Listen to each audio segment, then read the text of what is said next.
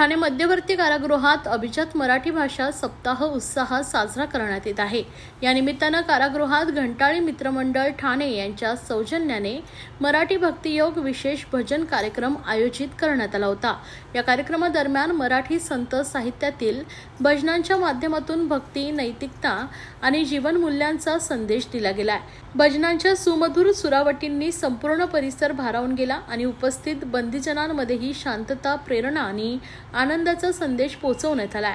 अभिजात मराठी भाषा सप्ताहानिमित्त आयोजित हा भजन कार्यक्रम बंदीजनांसाठी आध्यात्मिक व सांस्कृतिक ऊर्जेचा स्रोत ठरलाय। ठाणे मध्यवर्ती कारागृहात होत असलेल्या अशा उपक्रमांमुळे समाज सुधारणेचा आणि आत्मविकासाचा मार्ग दृढ होत असल्याचं सर्व उपस्थितांनी नमूद केलंय।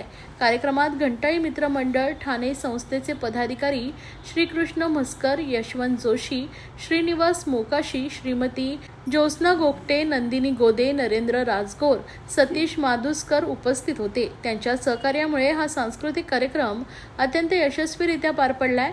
कार्यक्रमावेळी कारागृह अधीक्षक राणी भोसले, अति अधीक्षक राजाराम भोसले तसेच वरिष्ठ तुरुंगाधिकारी कैलास भवर, संदीप सरपते उपस्थित होते।